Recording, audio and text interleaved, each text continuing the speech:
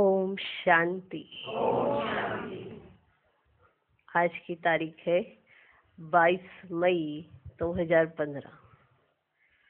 साकार महावाक्य बाबा कहते, मीठे बच्चे, अनेक देहधारियों से प्रीत निकाल एक विदेही बाप को याद करो तो तुम्हारे सब अंग शीतल हो जाएंगे।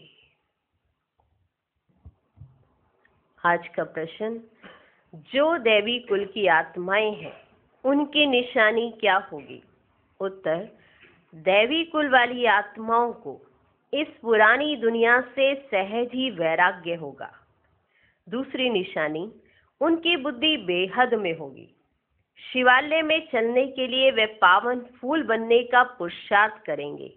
तीसरी निशानी, कोई आसुरी चलन नहीं चलेंगे। चौथी निशानी, अपना पोता में रखेंगे कि कोई आसुरी कर्म तो नहीं हुआ। बाप को सच सुनाएंगे, कुछ भी छिपाएंगे नहीं। आज का गीत है, ना वे हमसे जुदा होंगे, ना उल्फत दिल से निकले। ओम शांति। अभी यह है बेहद की बातें। हद की बातें सब निकल जाती। दुनिया में तो अनेकों को याद किया जाता है, अनेक देहधारियों साथ प्रीत है। विदेही एक ही है, जिसको परम पिता परमात्मा शिव कहा जाता है।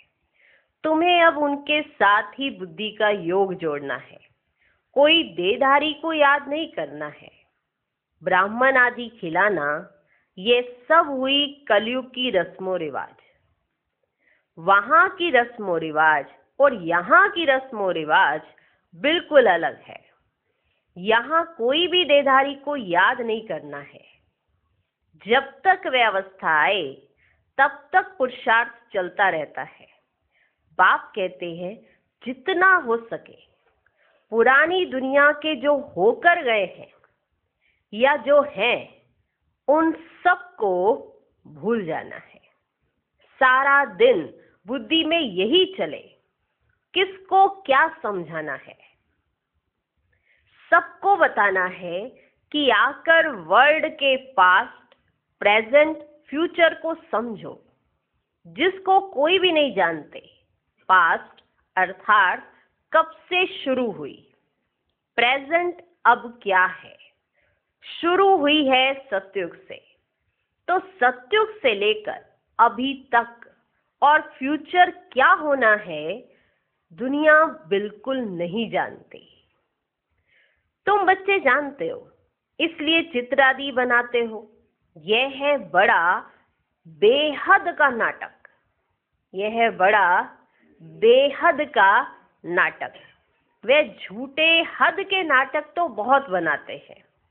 स्टोरी बनाने वाले अलग होते हैं और नाटक की सीनरियां बनाने वाले दूसरे होते हैं। जो स्टोरी बनाते नाटक की वो अलग होते हैं और जो नाटक की सीनरियां बनाते हैं वो दूसरे होते हैं। ये सारा राज अभी तुम्हारी बुद्धि में है। अभी जो कुछ देखते हो वह नहीं रहेगा, विनाश हो जाएगा।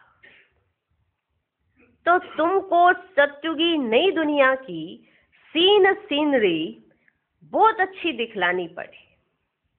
जैसे अजमेर में सोनी द्वारिका है, तो उनमें से भी सीनरी लेकर नई दुनिया अलग बनाकर फिर दिखाओ। इस पुरानी दुनिया को आग लगनी है, इनका भी नक्शा तो है ना।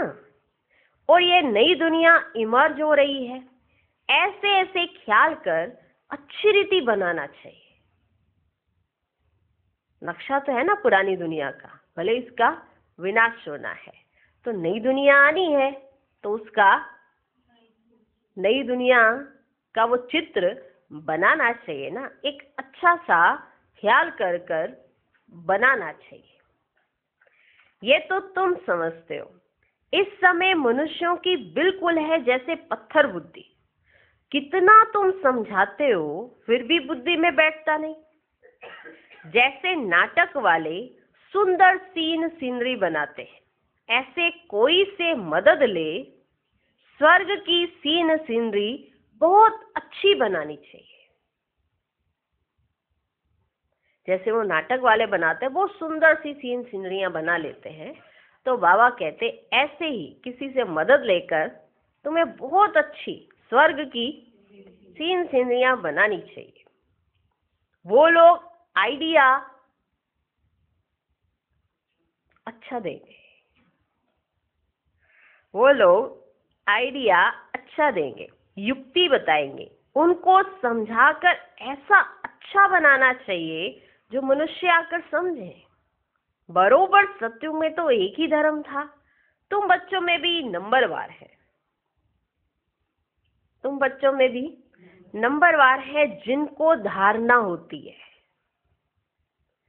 तुम बच्चों में भी नंबरवार है जिनको धारणा होती है। दे अभिमानी बुद्धि को छीछी कहा जाता है, देही अभिमानी को गुल कहा जाता है, माना फूल। अभी तुम फूल बनते हो, दे अभिमानी रहने से कांटे के कांटे रह जाते। तुम बच्चों को तो इस पुरानी दुनिया से वैराग्य है, तुम्हारी है बेहद की बुद्धि, बेहद का वैराग्य। हमको इस वैशाल्य से बड़ी नफरत है। अभी हम शिवालय जाने के लिए फूल बन रहे हैं। बनते बनते भी अगर कोई ऐसी खराब चलन चलते हैं तो समझा जाता है इनमें अभी भूत की प्रवेशता है। बनते बनते भी अगर कोई खराब चलन चलते हैं तो समझा जाता है कि इनमें अभी भूत की प्रवेशता है। एक ही घर में पति हंस बन रहा है, पत्नी नहीं समझती है तो डिफिकल्टी होती है, सहन करना पड़ता है। समझा जाता है इनकी तकदीर में नहीं है। सब तो दैवी कुल के बनने वाले नहीं हैं, जो बनने वाले होंगे वही बनेंगे। माना एक ही घर में पति चल रहा है, पत्नी नहीं चलती है तो डिफिकल्टी होती है, सहन करना पड़ता है। तो क्या समझ आती है बात कि पत्नी अगर नहीं चल रही है तो वो दैवी कुल की नहीं है, तो जो बनने वाले हैं वही तो बनेंगे ना। बहुतों की खराब चलन की रिपोर्ट्स आती हैं, ये आसुरी गुण है, इसलिए बाबा रोज समझाते हैं। अपना पोता मेल रात को देखो कि आज कोई भी आसुरी काम तो हमने नहीं किया। अपना पोता मेल रोज रात को देखो कि आज हमने कोई ऐसा आसुरी काम तो नहीं किया। बाबा कहते हैं सारी आयु में जो भूल की है वह बताओ, सारी आयु में जो भूल की है वह बताओ। कोई कड़ी भूल करते हैं तो फिर सर्जन को बताने में लज्जा आती है, क्योंकि इज्जत जाएगी ना बताने से फिर नुकसान हो जाए। माया ऐसे थप्पड़ मारती है जो एकदम सत्यानाश कर देती है। माया बड़ी जबरदस्त है, 5 विकारों पर जीत पा नहीं सकते तो बाप भी क्या करेंगे। बाप कहते हैं मैं रहमदिल भी हूं तो कालों का काल भी हूं, मैं रहमदिल भी हूं तो कालों का काल भी हूं। मुझे बुलाते ही हैं पतित पावन आकर पावन बनाओ। मेरा नाम तो दोनों है ना, रहमदिल भी और महाकाल भी। मेरा नाम तो दोनों है ना। कैसे रहमदिल हूं फिर कालों का काल हूं, वह पाठ अभी बजा रहा हूं। मैं कैसे रहमदिल हूं और मैं कैसे कालों का काल हूं, ये पाठ मैं अभी बजा रहा हूं। कांटों को फूल बनाते हैं तो तुम्हारी बुद्धि में वह खुशी है। अमरनाथ बाप कहते हैं तुम सब पार्वतियां हो, तुम सब पार्वतियां हो। अभी तुम मामेकम याद करो तो तुम अमरपुरी में चले जाएंगे और तुम्हारे पाप नाश हो जाएंगे। उस यात्रा करने से तुम्हारे पाप नाश तो होते ही नहीं। यह है भक्ति मार्ग की यात्राएं। बच्चों से ये प्रश्न भी पूछते हैं, कई लोग बच्चों से एक प्रश्न पूछते हैं कि खर्चा कैसे चलता है, कि आप लोगों का इतना इतना सब बड़ा कारोबार है तो ये सब खर्चा कैसे चलता है। परंतु ऐसा कोई समाचार देते नहीं कि हमने ये रिस्पॉन्ड किया। ये जरूर बता देते, बाबा हमसे किसी ने ये पूछा कि खर्चा कैसे चलता है, तो बाबा कहते ऐसा समाचार बाप को नहीं देते कि हमने क्या रिस्पॉन्ड किया। इतने सब बच्चे ब्रह्मा की औलाद ब्राह्मण है तो हम ही अपने लिए खर्चा करेंगे ना। इतने सब बच्चे हैं, हम ब्राह्मण हैं, ब्रह्मा की औलाद, तो हम ही तो अपने लिए खर्चा करेंगे ना। राजाई भी श्रीमत पर हम स्थापन कर रहे हैं अपने लिए, तो खर्चा भी कौन करेगा, हम ही करेंगे ना। तो कहना किसी को ये आता ही नहीं है। ये जरूर बता देते हैं कि ये समाचार किसी ने पूछा है, उत्तर क्या दिया। बाबा कहते ये समाचार नहीं आता कि आपने फिर रिस्पॉन्ड क्या दिया। राजाई भी श्रीमत पर हम स्थापन कर रहे हैं अपने लिए, राज्य भी हम करेंगे। राजयोग हम सीखते हैं तो खर्चा भी हम करेंगे।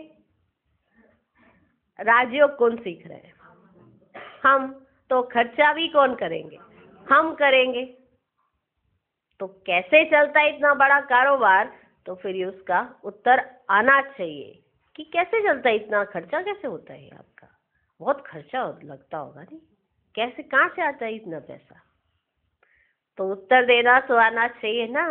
जब हम ही सीखने जाते हैं, राजाई भी हम ही लेने के लिए आए हैं, तो राजयोग भी हम सीख रहे हैं, तो खर्चा कौन करेंगे, हम करेंगे ना।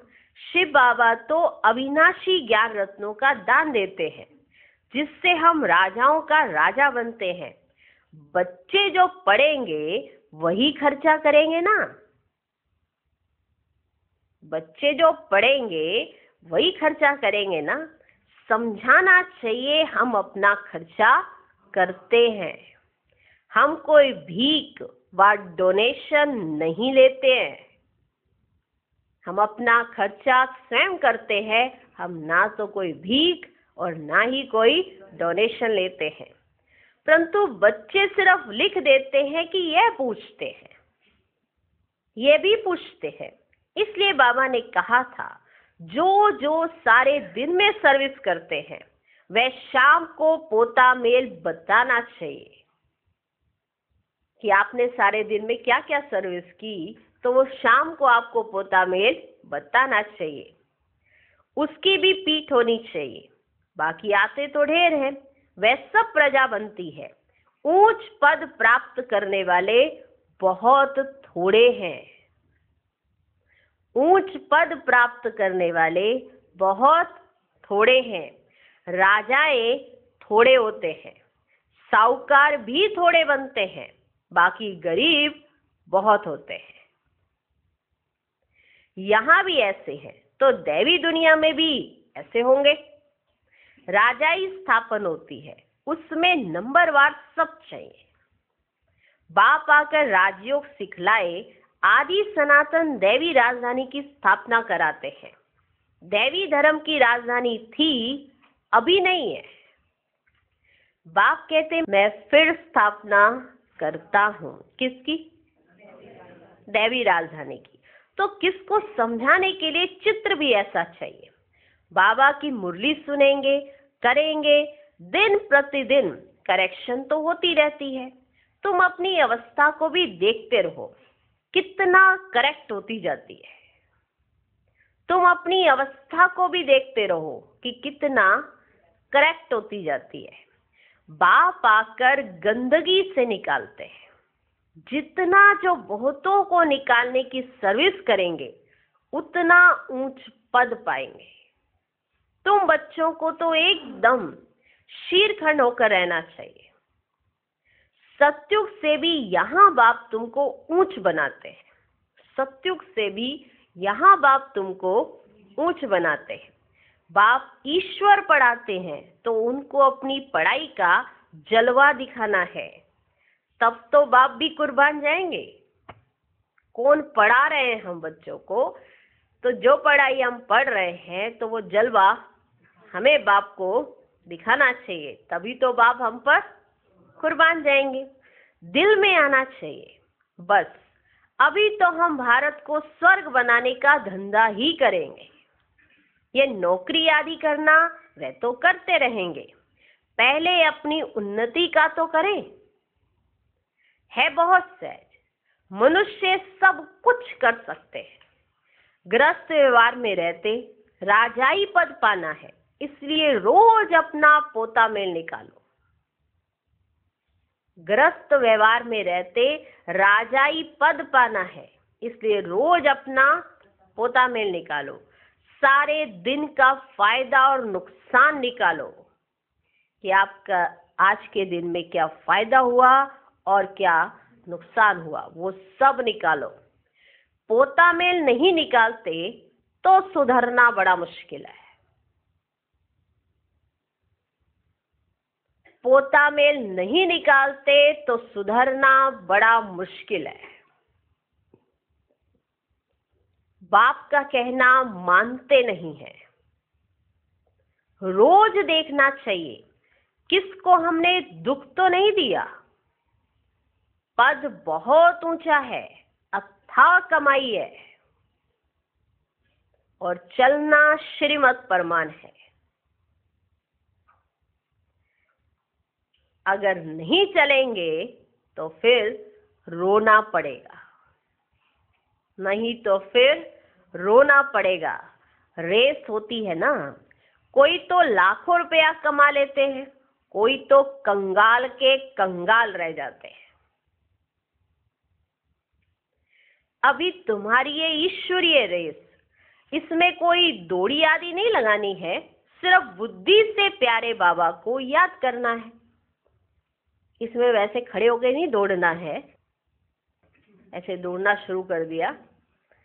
सिर्फ बुद्धि से प्यारे बाबा को याद करना है। कुछ भी भूलो तो झट सुनाना चाहिए, बाबा हमसे ये भूल हुई, कर्मेंद्रियों से ये भूल की। बाप कहते हैं रोंग राइट तो सोचने की बुद्धि मिली है, तो अब रोंग काम नहीं करना है।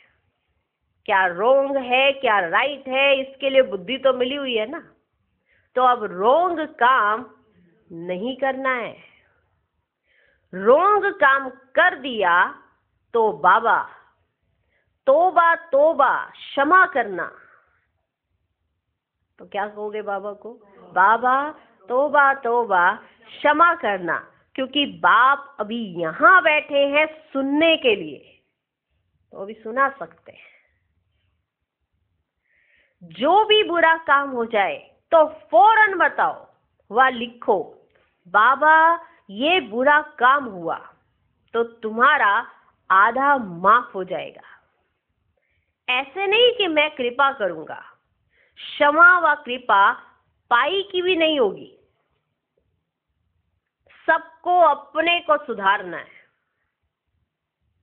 सबको अपने को सुधारना है। हर आत्मा को अपने आप को सुधारना है। रोंग काम किया तो झट बताओ, बाबा ये हुआ, कर्मेंद्रियों से ये विकर्म हुआ, तोबा तोबा करो, माना क्षमा मांगो।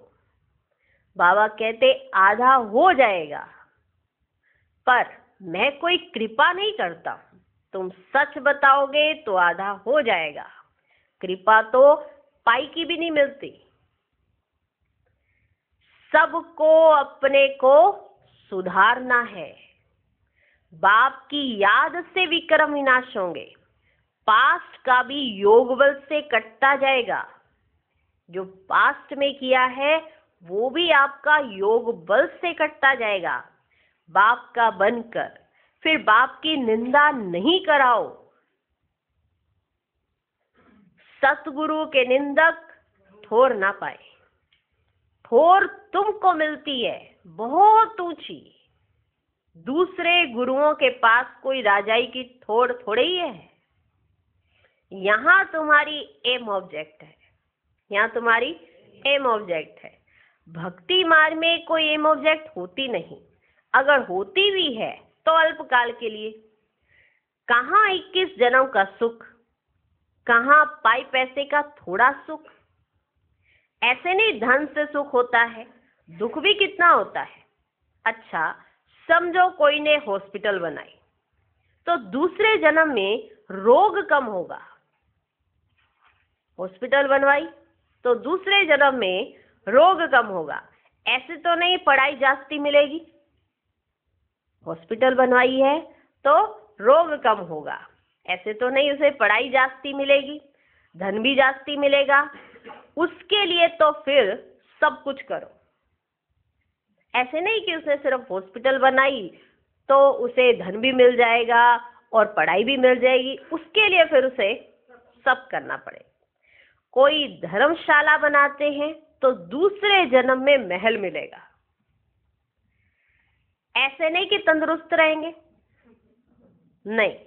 तो बाप कितनी बातें समझाते हैं।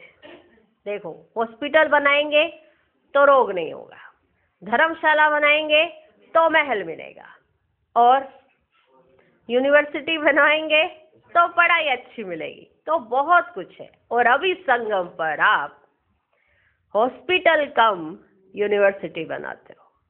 हॉस्पिटल भी बनाते हो, यूनिवर्सिटी भी बनाते हो, और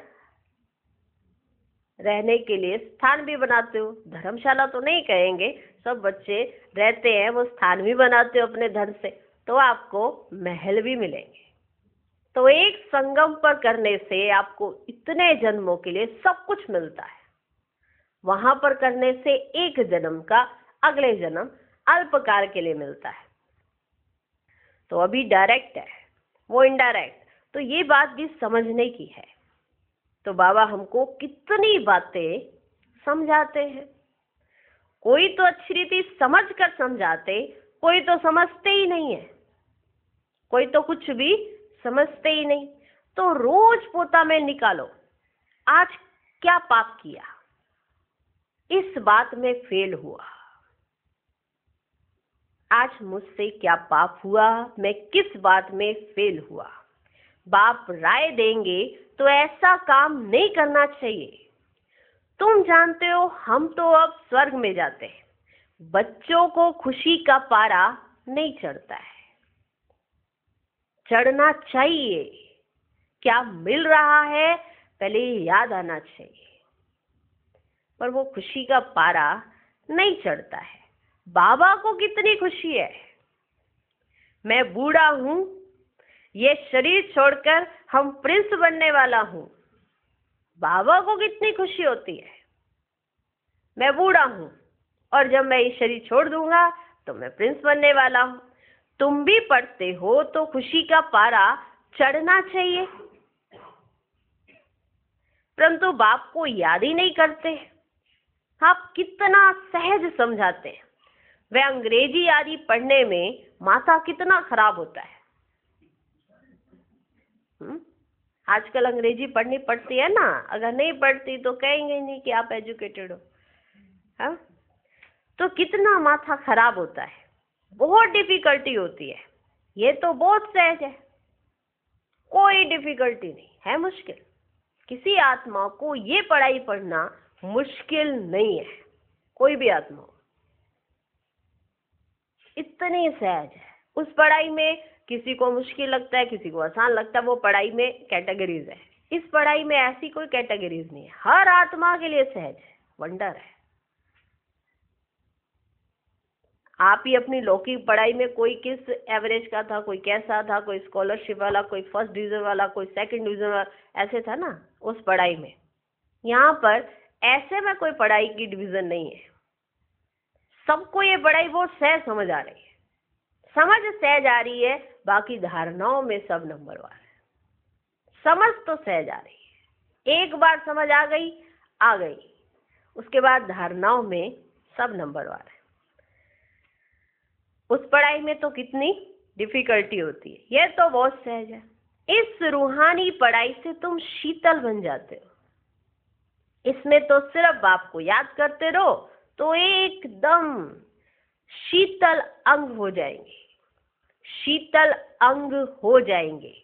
शरीर तो तुमको है ना, शिव बाबा को तो शरीर नहीं है, अंग है श्री कृष्ण को। उनके अंग तो शीतल है ही, इसलिए उनका नाम रख दिया है। अब उनका संग कैसे हो, श्री कृष्ण का संग कैसे हो? जब तक आपके अंग शीतल नहीं होंगे तब तक आप उनका संग नहीं कर सकते, क्योंकि उनके अंग तो शीतल है। अब उनका संग कैसे हो? वह तो होता ही है सतयुग में। उसके भी ऐसे शीतल अंग किसने बनाए? श्री कृष्ण के ऐसे शीतल अंग किसने बनाए? ये तुम अभी समझते हो। तो अब तुम बच्चों को भी इतनी धारणा करनी चाहिए। लड़ना झगड़ना बिल्कुल नहीं है, लड़ना झगड़ना बिल्कुल नहीं है। सच बोलना है। झूठ बोलने से सत्यानाश होती है। सच बोलना है, झूठ बोलने से सत्यानाश होती है। बाप तुम बच्चों को ऑलराउंडर सब बातें समझाते हैं।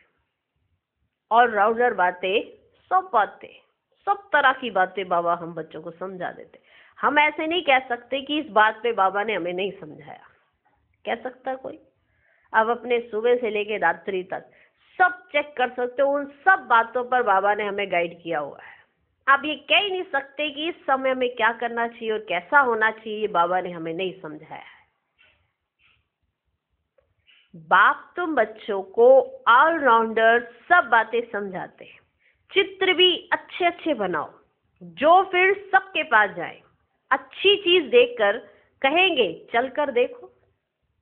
समझाने वाला भी होशियार चाहिए। चित्र दिखाओ और कहो ये इससे भी बड़े बड़े चित्र हमारे पास है, तो चलो चल के देखो। समझाने वाला भी होशियार चाहिए। सर्विस करना भी सीखना है। अच्छी ब्राह्मणियां भी चाहिए जो आप समान बनाए। जो आप समान मैनेजर बनाती हैं उन्हें अच्छी ब्राह्मणी कहेंगे। जो आप समान मैनेजर बनाती हैं उन्हें अच्छी ब्राह्मणी कहेंगे। वे पद भी ऊंच पाएंगी। बेबी बुद्धि भी ना हो, नहीं तो उठाकर ले जाएंगे। हाँ? ऐसी ब्राह्मणियां भी ना हो जो बेबी बुद्धि हो, नहीं तो उठा कर ले जाएंगे। रामन संप्रदाय है ना, ऐसी ब्राह्मणी तैयार करो जो पीछे सेंटर संभाल सके। ऐसी ब्राह्मणी तैयार करो, बेबी बुद्धि ना। देखो हर बातें, हर तरह की बात आपको बुद्धि चलाने की जरूरत ही नहीं है, पहले ही बुद्धि में आपके दी गई है, पहले ही समझ दी है। अब कोई कहे कि मुझे तो इस पे समझाया ही नहीं, ये हो नहीं सकता। बाबा हर बात एक्यूरेट बच्चों को समझा देते हैं। रोंग राइट हर तरह की समझ मिली है ना। अच्छा, मीठे मीठे सिकिलधे बच्चों प्रति माता पिता बाप दादा का याद प्यार और गुड मॉर्निंग। रूहानी बाप की रूहानी बच्चों को नमस्ते। हम रूहानी बच्चों के भी रूहानी बाप को नमस्ते नमस्ते नमस्ते। Good morning good morning good morning.